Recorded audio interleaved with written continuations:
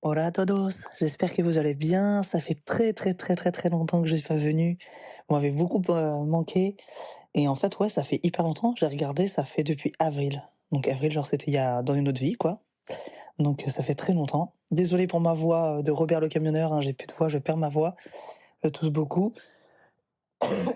Donc j'espère que vous allez bien m'entendre quand même. Je vais essayer de pas pousser non plus trop, mais tout de même, histoire que vous puissiez m'entendre. Donc cet épisode, c'est le 51e. Je suis vraiment très, très contente de revenir. Je sais pas si je vais réussir à tenir la cadence de, 1 épisode par semaine et cetera, mais voilà. J'aimerais pouvoir reprendre quand même un petit peu un certain rythme, lequel je ne sais pas encore, je vais voir, mais vraiment c'est quelque chose qui me manque et voilà, je suis hyper contente de revenir. Aujourd'hui, je voulais, aborder avec vous un sujet, je trouve qu'on aborde vraiment pas, voire enfin en tout cas très, très peu. Voilà, on va pas dire jamais parce que voilà, mais vraiment très peu. C'est celui des ruptures amicales. Celles qui me suivent sur le compte Instagram The Cocoon le podcast, vous savez de quoi il en est. Vous connaissez mon histoire personnelle à ce sujet et vous savez pourquoi je fais cet épisode aujourd'hui. Ce que j'aimerais, aborder aujourd'hui, c'est vraiment les questions, pourquoi est-ce qu'il y a ce genre de rupture? Qu'est-ce qui les rend si difficiles? Et surtout, comment est-ce qu'on peut faire pour surmonter tout ça? C'est ça que voilà, que j'aimerais explorer avec vous aujourd'hui. Donc installez-vous bien, prenez une petite infusion, un café, ce que vous voulez et on va aborder ça ensemble parce que ça me semble vraiment essentiel. Allez, c'est parti. Bienvenue sur The Cocoon le podcast, le carrefour où les chemins de la vie, du développement personnel et de la santé mentale se croisent. Je suis Julie et je serai ta compagne de voyage dans l'univers fascinant du bien-être et de l'épanouissement personnel. Je suis coach de vie, mère de 3 enfants de 14, 7 et 5 ans et passionnée par l'accompagnement des femmes sur le chemin du changement. Ma spécialité? T'offrir des clés, des inspirations, des réflexions profondes pour te guider vers une vie empreinte d'amour-propre et de sérénité. Ici, dans The Cocoon Podcast, tu trouveras une mosaïque d'épisodes, certains structurés et riches en informations pour nourrir ton esprit, et d'autres plus légers, spontanés, mais toujours chargés de valeur. Je partage sans filtre mes conseils, mes astuces, mais aussi mes propres phases d'introspection et mes découvertes. Le tout dans le but de t'équiper pour reprendre les rênes de ta vie. Que tu sois à la recherche d'outils pour te construire une existence plus alignée, d'inspiration pour raviver ta flamme intérieure, ou simplement d'un espace pour respirer et te retrouver, tu es en bon endroit. Ensemble, explorons les façons de faire de la place pour plus d'amour envers soi-même et de paix dans notre quotidien. Alors, enfile tes écouteurs, prépare ton cœur à recevoir et embarquons ensemble dans cette aventure vers une vie où tu es la priorité. Bienvenue dans The Cocoon Podcast, où chaque épisode est une étape de plus vers toi-même. Donc la première question que je voulais aborder, c'est pourquoi est-ce que les ruptures amicales, c'est limite presque tabou? Parce que vraiment, si on n'en parle pas, c'est qu'il y a quand même un tabou derrière. Donc j'ai fait des petites recherches, tout ça. Vous savez, moi, quand je viens faire un peu un épisode, c'est pas, je viens, je raconte ma vie, hein, il y a toujours quelque chose de même derrière. Et donc là, je voulais vraiment aborder vraiment cette grande question de pourquoi est-ce que c'est ce type de rupture, c'est tabou. Parce que contrairement en fait aux ruptures amoureuses, qui sont souvent perçues comme un passage normal de la vie, genre c'est normal, tu casses avec ton copain, ta copine. Là, les ruptures amicales, vraiment, ça reste invisible. On n'en parle pas. On les pleure même pas, enfin, publiquement, en tout cas, on les pleure pas. Et pourtant, ça laisse vraiment des traces profondes. D'ailleurs, dans mes recherches, ce que j'ai trouvé une étude, en fait, qui a été menée par l'université, pardon, du Kansas en 2022, donc c'est quand même assez récent. Les amitiés à long terme, elles sont souvent perçues comme des relations qui devraient durer toute la vie. Là où, par contre, sur le plan amoureux, on se dit: «Ouais, c'est normal, en fait, que ça va pas tenir». Même quand on aime, même quand on pense que ça va tenir comme un certain temps, ça reste un certain temps, ça reste pas toute la vie. Alors que les amitiés, hem, fortes, en tout cas à long terme, on est persuadé que ça va durer toute la vie. Et c'est peut-être pour ça que leur fin d'ailleurs, elle est à ce point-là douloureuse. Parce que ça brise en fait une sorte de pacte en fait, implicite, de stabilité, OK? Donc on s'attend pas en fait à ce que une amitié se termine. Bah, sauf que jusqu'au jour où ça malheureusement ça arrive. Puis bah, voilà, soyons honnêtes, il y a une vraie pression sociale aussi, je trouve, derrière qui nous pousse vraiment à minimiser l'importance des amitiés. On valorise en fait tellement les relations amoureuses que les amitiés, bah, voilà, ça va un peu, au second plan, c'est pas très, très important, quoi. Ça reste important, OK? Il faut quand même qu'on ait un cercle social, sinon, c'est quand même bizarre et tout, ça c'est il y a un signe de mal-être, voilà, il y a quelque chose qui est bizarre. Mais c'est moins important quand même que les relations amoureuses. Et puis, beh, le problème, c'est que le résultat, c'est que quand une amitié se termine, beh, on se retrouve vraiment, bah, toute seule, en fait, face à notre douleur et on a finalement peu de ressources, je trouve, pour, comprendre et surmonter ça. C'est pour ça que cet épisode, je voulais vraiment le faire, c'était vraiment important pour moi.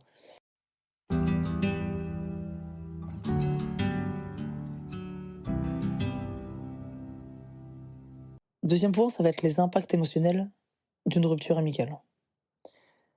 Parce que vraiment, vous savez que quand on perd une amie, ou un ami, hein, d'ailleurs, hein, moi ça m'est arrivé de voilà, de faire perdre les 2 récemment. C'est, une amie, avec un grand A puisque c'était ma meilleure amie depuis 22 ans.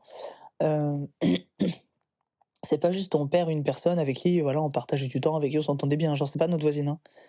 C'est vraiment on perd un miroir, je trouve. On perd un soutien, on perd vraiment un lien intime, genre vraiment c'était la personne avec qui on faisait tout, avec qui on partageait tout, avec qui on pouvait tout dire. Et d'ailleurs, selon une étude qui a été publiée dans un magazine de sciences qui s'appelle Psychological Science en 2023, ça a été révélé que les amitiés, ils jouent vraiment un rôle clé dans la régulation émotionnelle. Donc en fin de compte, quand on perd une amitié, surtout une amitié proche pour le coup, ça peut vraiment provoquer un vrai déséquilibre. Et personnellement, je l'ai vraiment senti comme ça, hein, vraiment. En fait, il s'agit pas seulement de tristesse, OK? C'est pas juste on est triste et voilà. Une rupture amicale, ça peut vraiment entraîner de la colère, de la culpabilité et même des doutes sur soi-même. Même quand, en vrai, on n'a rien fait de mal. Pour le coup, moi, c'est mon cas.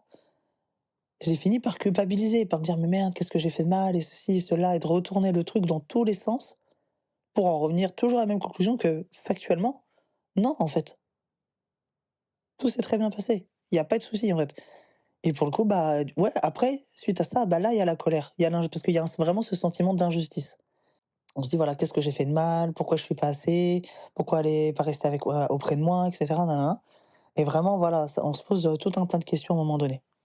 Et dans mon cas, vraiment, heu, dans voilà, pour le fait que, voilà, il y a une rupture amicale qui a duré quand même, pas la rupture, mais la relation a duré quand même 22 ans, c'est pas rien, OK? On s'est connus, on était en 5e, 5e, 4e. J'ai vraiment ressenti un mélange de vide et d'incompréhension. Vous voyez, c'est comme s'il y avait une partie de moi qui s'était effacée. On a tout vécu. On a vécu les années collège, les années lycée, on est devenus mères et cetera. On s'est mariés ou voilà, on s'est mis en couple et cetera et pardon, je toussais, j'ai dû couper, hein, mais parce que vraiment vos oreilles auraient pas j'ai supporté le truc, mais c'est difficile de tenir. Mais vraiment voilà, je sais pas si voilà, il y en a beaucoup d'entre vous qui ont ressenti la même chose en fait quand, vous avez perdu cette amitié qui était importante pour vous. Mais vraiment si c'est votre cas, sachez que ce que vous ressentez, c'est totalement légitime, OK? C'est normal.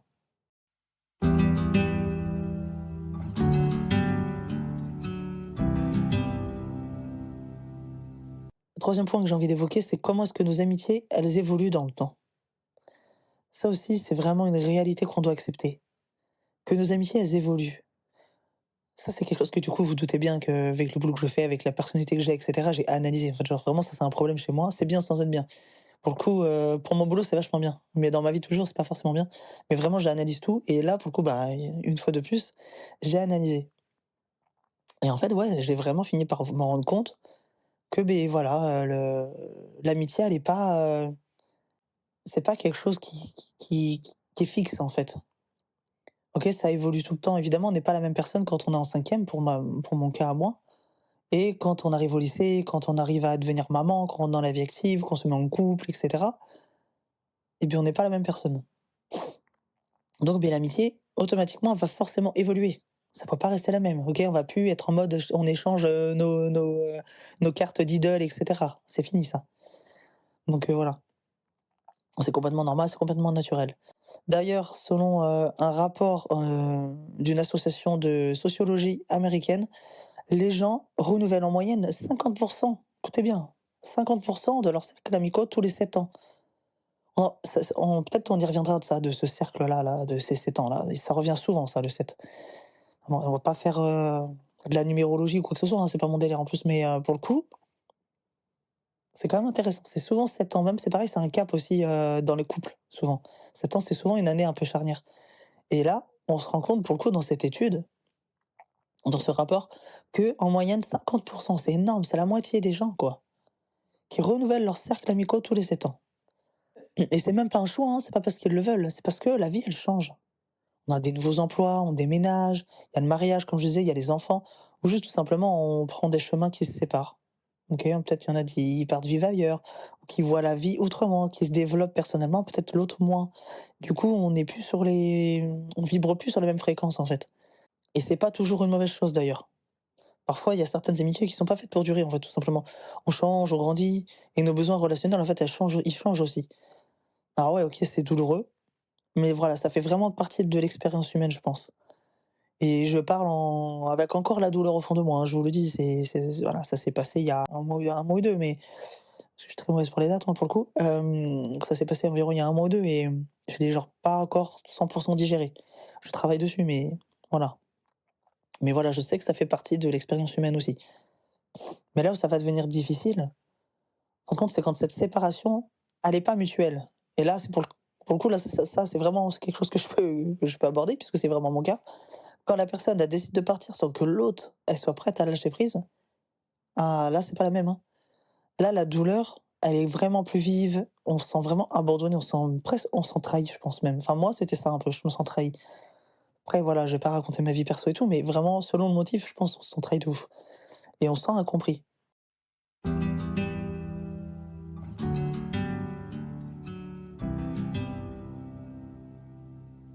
4e point, c'est la différence entre les ruptures amicales et un conflit passager. Faut bien faire la différence parce que c'est vraiment pas la même chose. Il y a voilà cette chose qui est vraiment importante de clarifier, c'est qu'il y a vraiment une différence entre la rupture amicale et la petite embrouille quoi, le petit conflit passager.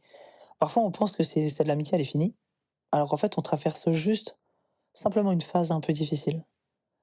Je pense la clé vraiment, enfin je pense pas, je suis sûr, c'est la patience, bien sûr, et surtout c'est la communication. Et ça, c'est en fait, c'est la clé pour, toutes vos relations en fait, les amis.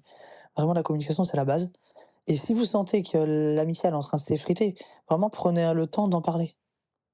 Parfois, une simple conversation, c'est vraiment qui est honnête et tout, ça peut vraiment sauver des années de complicité, hein, vraiment. Après voilà, que la personne elle soit réceptive et cetera. Vous voyez, moi, je pense que j'aurais pu parler des heures. D'ailleurs, enfin voilà, il y a beaucoup d'échanges par message et tout. On sent, c'est mort, en fait. De l'autre côté, la personne n'est pas du tout réceptive, elle est pas du tout à l'écoute, elle veut pas entendre, en fait, elle est dans son truc, il y a rien à faire. Voilà, c'est comme ça, il faut lâcher prise parce que c'est mort, en fait. Et voilà, c'est ce que je voulais vous dire, voilà, c'est vraiment que, bah, voilà, des fois, c'est la fin, bon, bah, là, faut accepter et c'est à partir de là que la vraie guérison, elle peut commencer.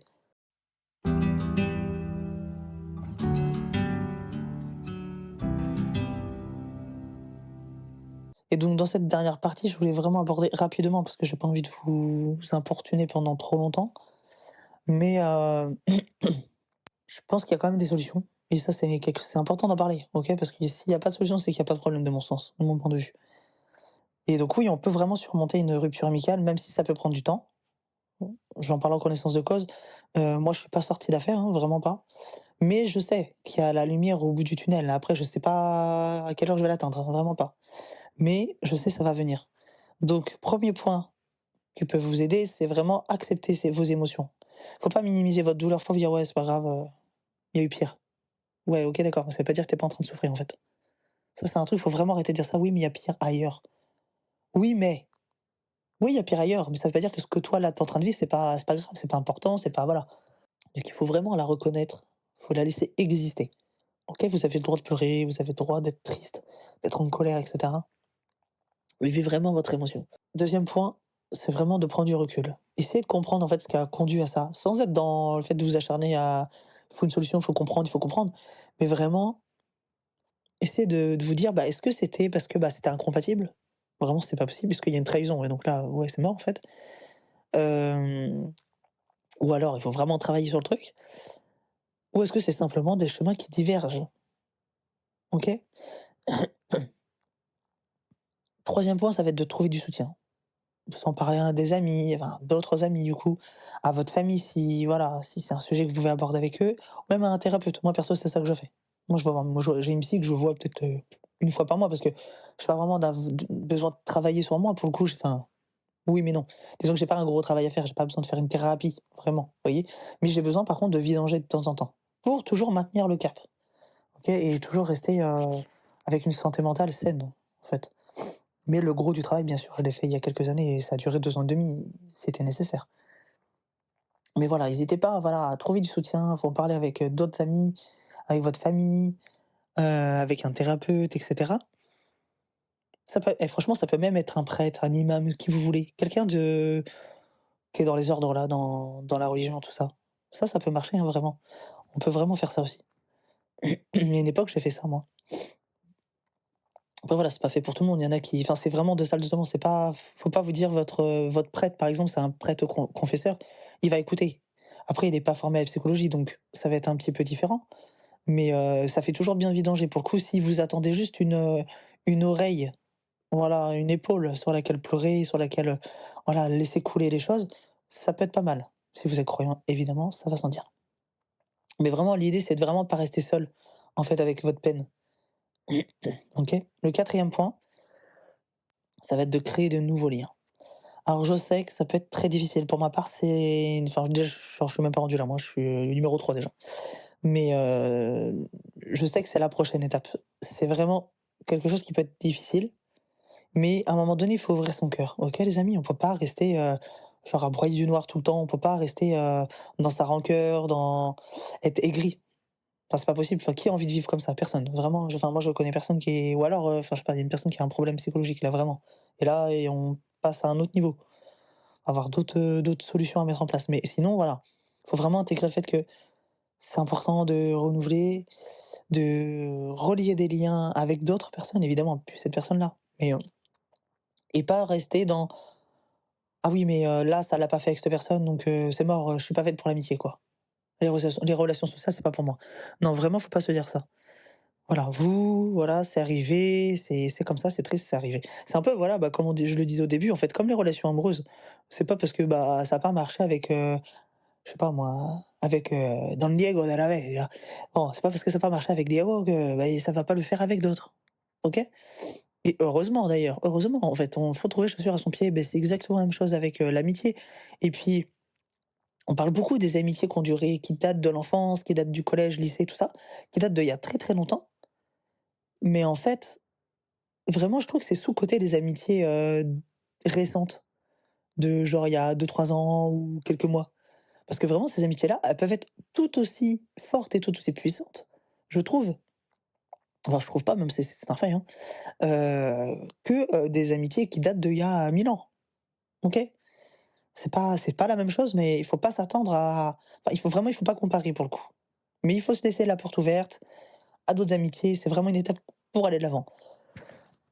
Et surtout souvenez-vous que cette rupture-là que voilà, que vous avez vécue, ça définit pas du tout votre valeur. Ça, c'est hyper important. C'est important de se remettre en question et tout, hein. Ça, c'est pas moi qui vais vous dire le contraire, je passe ma vie à faire ça. Mais, mais pour autant, la valeur, voilà, que vous avez, elle est pas liée à ça, OK? Ça peut peut-être éventuellement définir la valeur de l'amitié que vous aviez, mais pas la vôtre, OK? Celle que vous aviez à 2, éventuellement, mais pas la vôtre. Vous êtes une personne incroyable, digne de relations authentiques et épanouissantes. OK, répétez-vous bien ça. Je suis une personne incroyable. Ouais, parce qu'il faut se la raconter un peu, tu vois? Ça, c'est important de se kiffer. Je suis une personne incroyable, je suis digne d'avoir des relations authentiques et épanouissantes. Et vraiment, c'est prouvé par A plus B que de se répéter des choses, ce genre de phrases comme, «Je suis importante». Moi, c'est ce que je dis à mes enfants. Vous voyez? Je l'ai peut-être dit dans un autre épisode d'ailleurs. Ouais, c'est fort probable. Mais je répète depuis qu'ils sont bébés, en fait: «Tu es beau, tu es belle», parce que j'ai 2 filles, un gars. «Tu es beau, tu es intelligent, tu es important». C'est quelque chose que j'avais lu dans le livre, un livre, enfin franchement, c'est, bah, le premier livre qui m'a fait pleurer en fait. Première fois que j'ai pleuré pour un livre, c'était celui-là, qui s'appelle La couleur des sentiments. Et d'ailleurs ils l'ont fait en film qui est très, très bien, qui est très juste d'ailleurs, qui retrace vraiment bien le livre pardon. Et voilà, et je le tiens de cette phrase-là, ce petit mantra on va dire, je le tiens de ce livre-là. Et vraiment je trouve que c'est quelque chose qui est important de se mettre ça en tête. Ça change tout dans notre vision de nous-mêmes, hein, vraiment, dans l'amour-propre qu'on a. Donc voilà les amis, en tout cas merci de m'avoir écouté jusqu'au bout. Les ruptures amicales, pour conclure, c'est vraiment des expériences qui sont profondément humaines, OK? Mais elles sont pas insurmontables. C'est très, très dur, mais c'est pas insurmontable.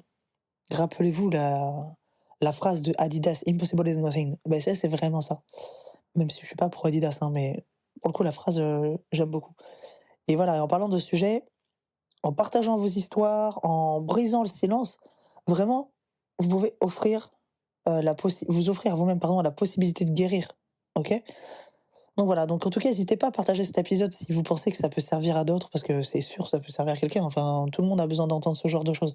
C'est vraiment pas un sujet qui est malheureusement, c'est pas un sujet qui est très, très évoqué et à tort parce qu'il y a vraiment beaucoup de choses à dire. Là, j'essaie de faire le plus court possible, même si j'aurai encore plein de trucs à dire dessus, mais voilà, ma voix ne va vraiment pas suivre pour le coup et il est 12:02. Il faut que j'aille manger, j'ai rendez-vous chez le médecin après. Donc, n'hésitez pas à partager, n'hésitez pas à m'écrire d'ailleurs si vous avez des choses à dire, soit en commentaire, soit en message privé, tout ça, machin. Voilà, n'hésitez pas.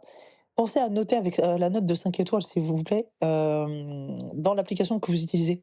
OK? Généralement sur, Apple Store ou je sais plus comment on appelle ça, Apple machin là, Podcast, Apple Podcast, voilà, non, ça y est, on va y arriver. Il faut défiler, OK? Vous descendez et vers le bas, je crois, c'est là, il faut cliquer, voilà, 5 étoiles, nin nin nin. Enfin voilà, en tout cas, merci beaucoup de m'avoir écouté. Ça m'a fait très, très plaisir de revenir. J'espère que je vais pouvoir revenir plus souvent et avec une voix un peu mieux, ça serait vachement bien. Non pas que j'aime pas avoir la voix de cœur, de pirate, mais quand même. Je sais pas si vous avez la rêve de cœur de pirate? Tiens, ça fait longtemps que j'ai pas écouté celle-là d'ailleurs. Faut que je l'écoute.